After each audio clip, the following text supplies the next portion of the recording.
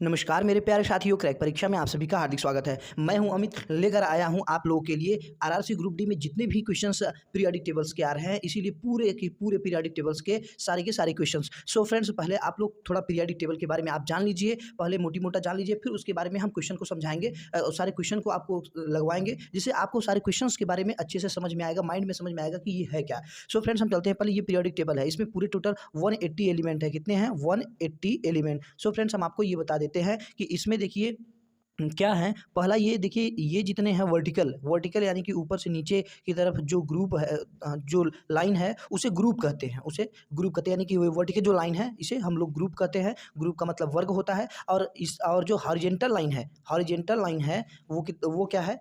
वो आपका पीरियड है। सो फ्रेंड्स, हम आपको ये बता देते हैं कि टोटल अगर देखा जाए वर्गों की संख्या यानी कि ग्रुप की संख्या तो 18 है। देखिए यहाँ पर 1 2 3 4 5 6 7 18, यहाँ पर देखिए टोटल 18 है। और यहाँ पर अब फिर जितने पीरियड है वो पीरियड केवल कितने हैं? 7 हैं। कितने हैं पीरियड? 7 हैं। सो फ्रेंड्स, हम आपको ये बता देते हैं, इसको वर्गों में बांटा गया है। देखिए यहाँ पर ये जो दो ग्रुप है, ये जो 1 और 2 ग्रुप है, ये एस में है, यानी कि एस ब्लॉक में है, इसे बोलेंगे एस ब्लॉक में है। और यहाँ पर ये देखिए 13 से लेकर 18 तक का जो ग्रुप है इसे पी ब्लॉक बोलेंगे, ये पी ब्लॉक बोलेंगे। और यहाँ पर ये देख रहे हैं ना, 3 से लेकर जो 12 तक का है इसे डी ब्लॉक बोलेंगे। और यहाँ पर ये जो दो हैं, दो मतलब कि पीरियड हैं, इसे एफ ब्लॉक बोलेंगे। क्या बोलेंगे? यानी कि 4 ब्लॉकों में इसे डिवाइड किया गया है, एक एस ब्लॉक, पी ब्लॉक और ये डी ब्लॉक और एफ ब्लॉक में। सो फ्रेंड्स, हम आपको और बता देते हैं इसके अलावा कि फ्रेंड देखिए, जो पहला ग्रुप होता है उसे अल्कली मेटल के नाम से जानते हैं, यानी कि क्षारीय धातु के नाम से। और जो दूसरा ग्रुप होता है उसे क्षारीय मृदा धातु या फिर अल्कली अर्थ मेटल के नाम से जानते हैं। सो फ्रेंड्स, हम आपको बता देते हैं।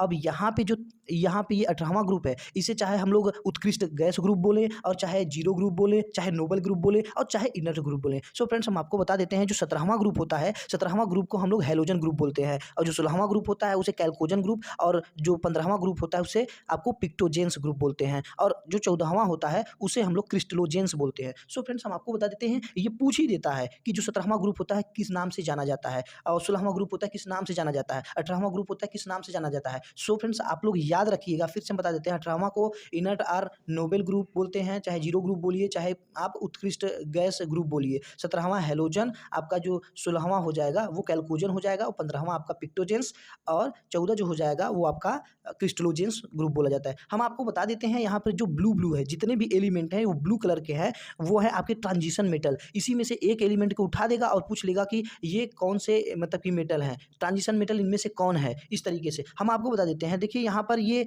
57 जो एलिमेंट है वो है लेंथेनम, और उसी में समाहित है इतने पूरे सारे एलिमेंट, जिसे हम यानी कि लेंथेनम है तो ये जो सीरीज बन जाएगी वो लेंथेनॉइड सीरीज बन जाएगी। अब यहाँ पर देखिए एक एलिमेंट है 89 एक्टेनम यानी कि AC। तो ये जो एक्टेनाइड है, तो वो एक्टेनाइड सीरीज बन जाएगी, क्योंकि इसी में ये सारे मतलब कि एलिमेंट समाहित हैं, तो एक्टेनाइड सीरीज इसे कहते हैं। सो फ्रेंड्स, अब आपको ये बता देते हैं, देखिए एक होता है मेटल, एक होता है नॉन मेटल। और मेटल नॉन मेटल में दोनों अगर वो कैरेक्टर आ जाए तो उस दोनों कैरेक्टर में आने वाले जो एलिमेंट होते हैं उसी को कहते हैं सेमीकंडक्टर, यानी कि मेटल का कैरेक्टर और नॉन मेटल का कैरेक्टर दोनों का कैरेक्टर रखता है। तो इसीलिए हम बता देते हैं उस एलिमेंट को क्या करते हैं। देखिए बसीगे, हम ट्रिक बताते हैं, बसीगे अस सब टेपो, बसीगे अस सब टेपो। इस तरीके से देखिए यहाँ पे हम बता रहे हैं ना, बोरान हो गया आपका, सिलिकॉन हो गया, जर्मेनियम हो गया, आर्सेनिक हो गया, स्टीबियम हो गया, आपका पोलोनियम हो गया। तो इतने जो एलिमेंट है ये सेमीकंडक्टर हैं। सो फ्रेंड्स, अब हम चलते हैं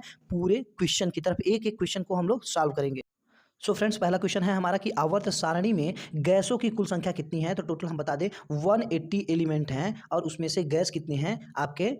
पूरे 11 हैं। कितने हैं? 11 हैं। सो फ्रेंड्स, हम चलते हैं अगले प्रश्न की तरफ। हमारा जो अगला प्रश्न है वो ये है कि निम्न में से किस तत्व में न्यूट्रॉनों की संख्या 0 है या 0 है। न्यूट्रॉनों की संख्या देखिए हम आपको बता देते हैं, तो करेक्ट आंसर हो जाएगा हाइड्रोजन।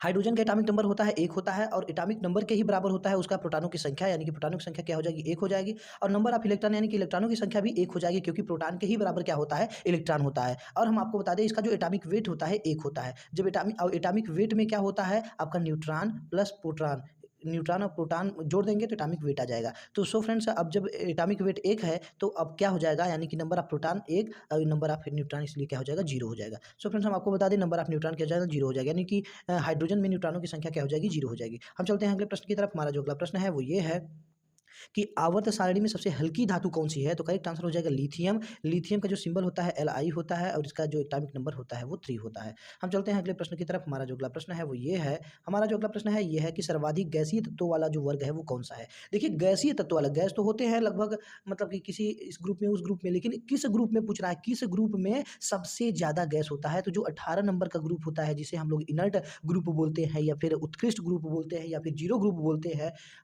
तो उसी को कहते हैं क्या, कि उसमें जितने होते हैं उसमें कितने एलिमेंट होते हैं, हीलियम होता है, नियॉन होता है, आर्गन होता है, क्रिप्टॉन होता है, ज़ीनान होता है, रेडॉन होता है। तो ये सभी क्या पाए जाते हैं, ये सभी गैस हैं। तो हम आपको बता दें ये सभी गैस यानी कि उस 18वें ग्रुप में सबसे ज़्यादा गैस हैं। तो वही कह रहा है सर्वाधिक गैसीय तत्व वाला जो वर्ग है वो कौन सा है, 18वां है, यानी कि जिसे शून्य वर्ग बोलते हैं या फिर नोबेल ग्रुप बोलते हैं या फिर इनर्ट ग्रुप बोलते हैं। हम चलते हैं अगले प्रश्न की तरफ। हमारा जो अगला प्रश्न है वो ये है कि हीलियम तत्व में न्यूट्रॉनों की संख्या कितनी है। देखिए हीलियम तत्व में कह रहा है कि न्यूट्रॉनों की संख्या, फिर वही हम बता रहे हैं कि देखिए हीलियम होता है, He होता है, इसका जो एटॉमिक नंबर होता है वो क्या होता है, वो होता है 2 होता है। एटॉमिक नंबर के बराबर ही प्रोटॉन होता है, उसी के बराबर इलेक्ट्रॉन होता है, तो इलेक्ट्रॉन भी क्या हो जाएगी, संख्या 2 हो जाएगी।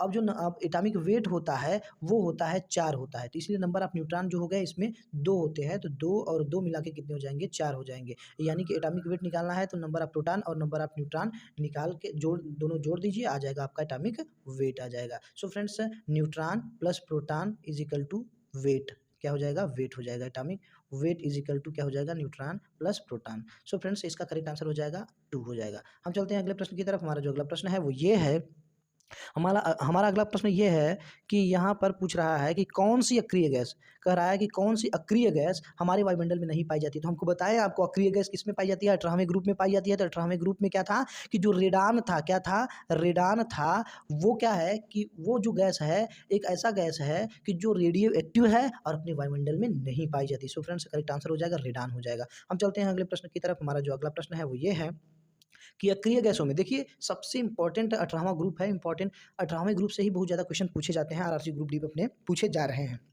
अक्रिय गैसों में मुक्त इलेक्ट्रॉनों की संख्या कितनी है। देखिए मुक्त इलेक्ट्रॉन क्या होता है, मुक्त इलेक्ट्रॉन होता है कि जैसे कि जो उसका ऑक्टेट पूरा ना हो, उसका क्या है, ऑक्टेट पूरा ना हो। तो हम आपको बता दें जैसे कि मान लीजिए हीलियम लेते हैं, तो हीलियम का क्या होता है कि ये मान लीजिए ये है पहला सेल है, दूसरा सेल है, पहला कोष दूसरा कोष। पहले कोष में हीलियम का होता है 2, तो 2 आपका यहाँ पर इलेक्ट्रॉन फिलअप हो गया और बाकी जो दूसरा मतलब ऑक्टेट है, ऑक्टेट में एक भी इलेक्ट्रॉन नहीं बचे, यानी कि ये इसमें 2, पहले जो सेल में केवल 2 ही इलेक्ट्रॉन भरे जाते हैं, दूसरे सेल में कितने भरे जाते हैं, 8 की क्षमता होती है। तो पहला तो कंप्लीट हो गया 2 और दूसरा पूरा खाली हो गया, तो यानी कि फ्री कितने इलेक्ट्रॉन हैं, यानी कि फ्री कितने हैं, जिसमें ऑक्टेट पूरा नहीं होता उस सेल में जितने इलेक्ट्रॉन होंगे वही फ्री इलेक्ट्रॉन कहे जाते हैं। तो इसमें फ्री इलेक्ट्रॉन कितने हैं, तो 0 हैं। इसमें क्यों, क्योंकि इसका एटॉमिक नंबर ही क्या होता है, 2 होता है। तो 2 इलेक्ट्रॉन होंगे और 2 इलेक्ट्रॉन होंगे, ये पूरा हो जाएगा, कंप्लीट हो जाएगा। ये जो दूसरा वाला सेल है, कोष है, वो पूरा नहीं होगा, इसीलिए जो नंबर ऑफ मतलब कि इलेक्ट्रॉन है, मतलब जो फ्री इलेक्ट्रॉन है वो 0 हो जाएगा, फ्री इलेक्ट्रॉन 0 हो जाएगा। सो फ्रेंड्स आप इसमें भी देख सकते हैं इसका कॉन्फ़िगरेशन है,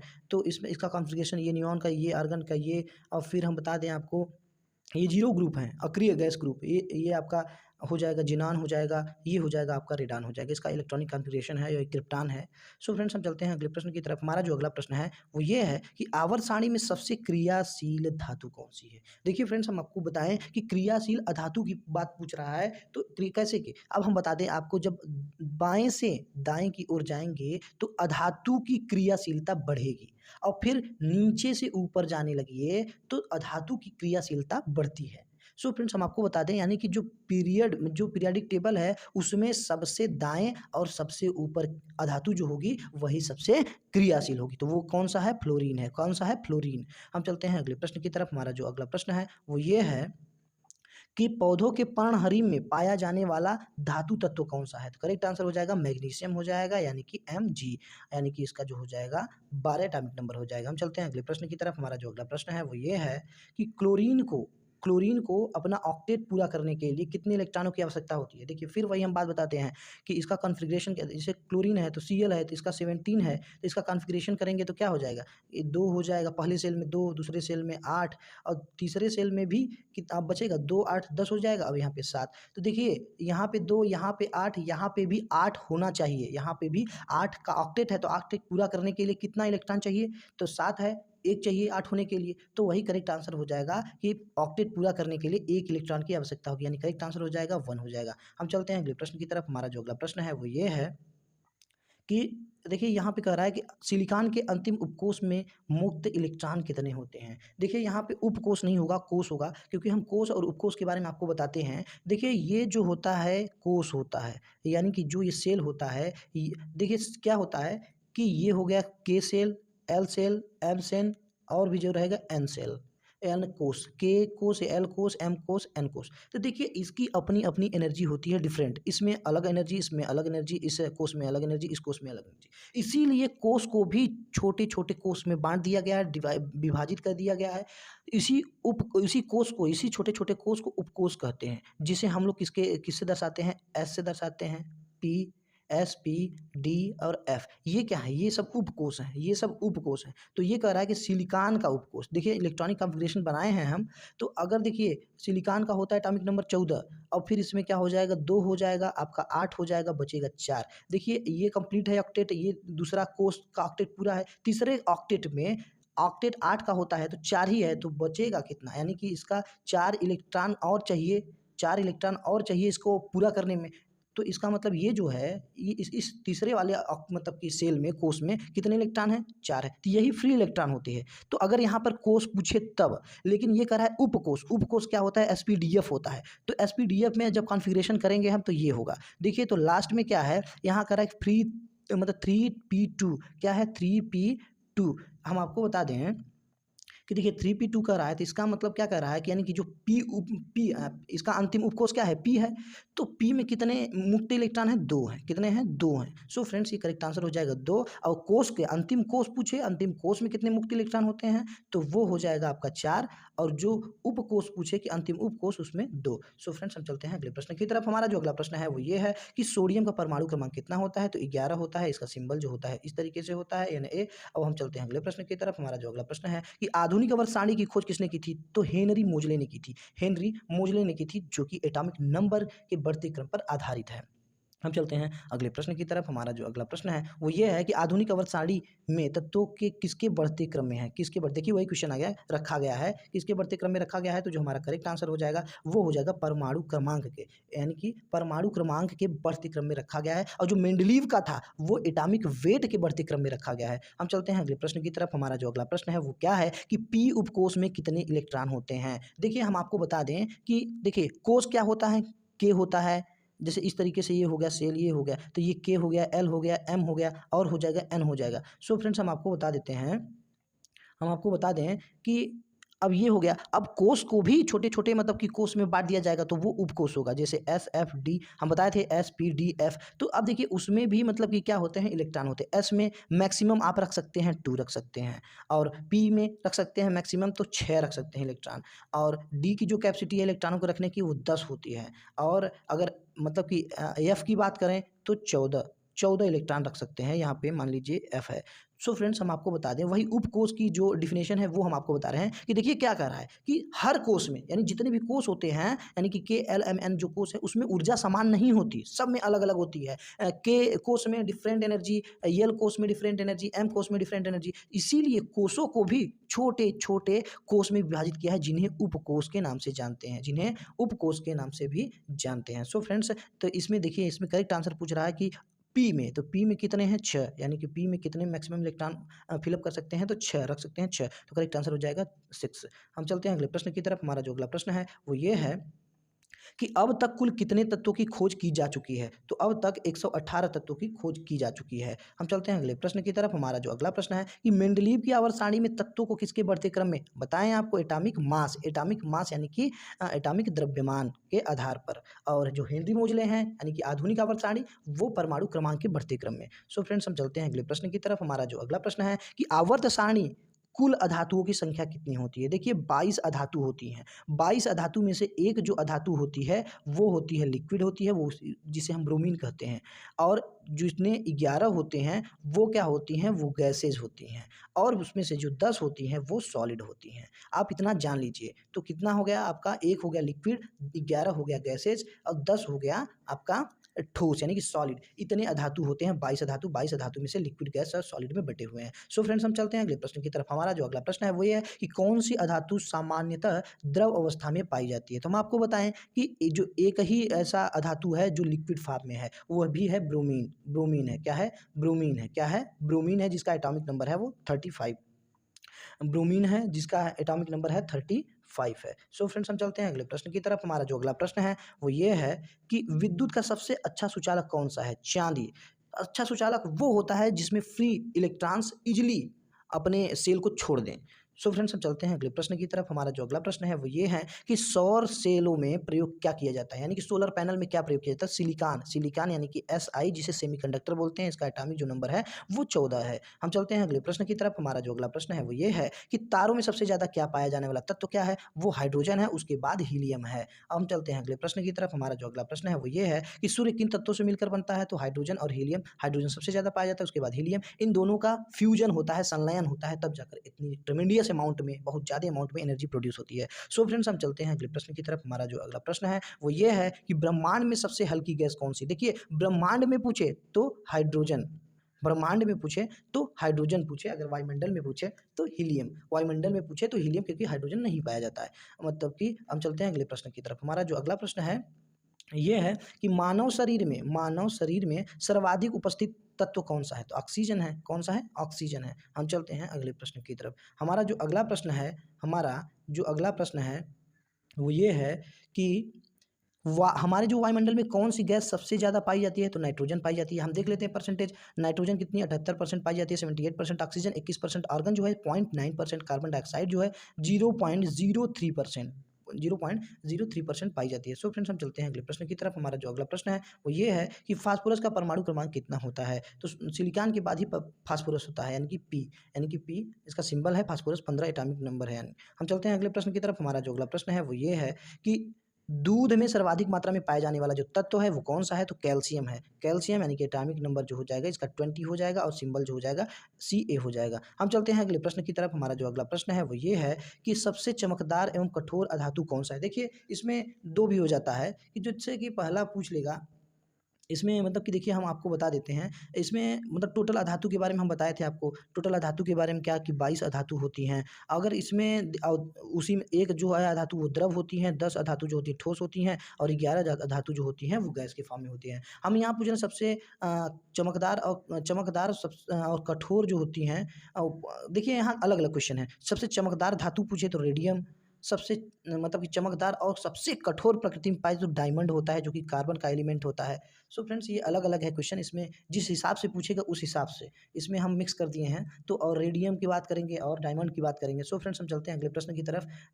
तो अगला जो हमारा प्रश्न है वो ये है कि आधुनिक आवर्त सारणी में आवर्तों की संख्या कितनी है? तो करेक्ट आंसर हो जाएगा 7 हो जाएगा। हम आपको बताए थे कि 7 पीरियड और 18 यानी कि 18 ग्रुप।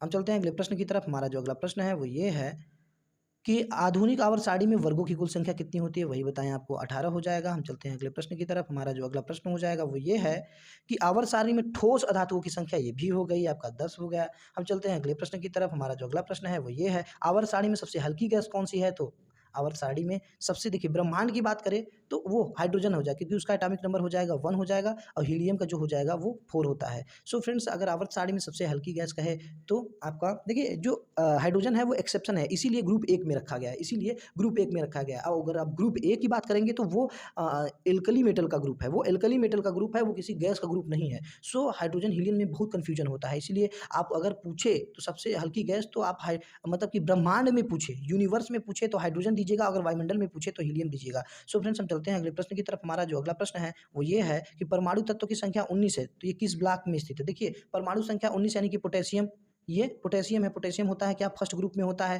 फर्स्ट ग्रुप किसमें आता है? एस ब्लॉक में आता है। सो फ्रेंड्स हम चलते हैं अगले प्रश्न की तरफ। हमारा अगला प्रश्न है ये कि उन तत्वों को क्या कहा जाता है जिसमें समान संख्या में प्रोटॉन और भिन्न संख्या में न्यूट्रॉन होते हैं? यानी कि देखिए समस्थानिक, जिसको आइसोटोप कहते हैं, समस्थानिक कहते हैं। उसमें क्या होता है, मतलब कि समान संख्या में प्रोटॉन होता है और जो न्यूट्रॉन होते हैं वो अलग अलग होते हैं।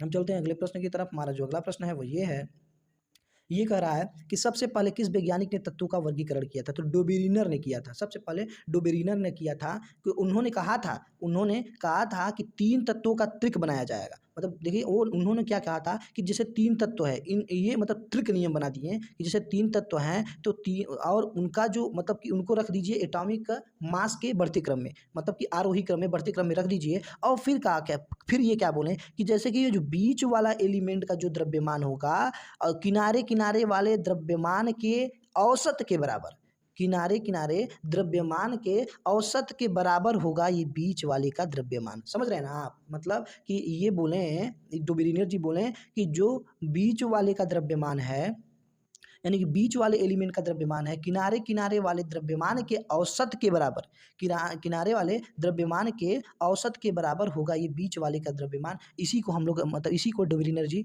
3 तत्व बनाए, बट ये ज़्यादा मतलब ट्रिक तत्व नहीं बना पाए, 3 तत्वों का ट्रिक नियम नहीं बना पाए। सो इनका जब उस समय क्या था एटॉमिक मतलब कि जो तत्व थे, एलिमेंट थे, बहुत कम खोजे गए थे, इसीलिए इनका मतलब ये काम किया था उस समय, उसके बाद वो काम नहीं किया क्योंकि उसके बाद ढेर सारे एलिमेंट खोजे गए। सो फ्रेंड्स हम चलते हैं अगले प्रश्न की तरफ। हमारा जो अगला प्रश्न है वो ये है कि किस वैज्ञानिक ने तत्वों से संबंधित अष्टक नियम दिए थे? तो न्यूलैंड ने दिए थे। डोबेरिनर के बाद न्यूलैंड ने दिए थे अष्टक नियम सारेगामापा के हिसाब से। उस हिसाब से हम चलते हैं अगले प्रश्न की तरफ। हमारा जो अगला प्रश्न है वो ये है कि किस वैज्ञानिक ने सबसे पहले आवर्त सारणी का निर्माण किया था? तो आवर्त सारणी का सबसे पहले निर्माण किया था कौन? मेंडलीव ने किया था। उस समय कितने थे? पूरे 63 एलिमेंट खोजे गए थे। सो फ्रेंड्स हम चलते हैं अगला प्रश्न, वो भी एटॉमिक मास के अकॉर्डिंग।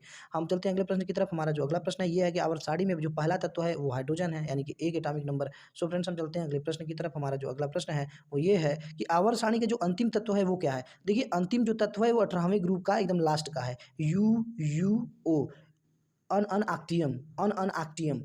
समझ गए? अनअनआक्टियम या फिर पढ़िए यूनोनाक्टियम। सो फ्रेंड्स हम चलते हैं अगले प्रश्न की तरफ। इसका जो वो है 118, एटॉमिक नंबर 118 है, क्योंकि 118 एलिमेंट खोजे गए हैं तो लास्ट वाला तो यही होगा ना।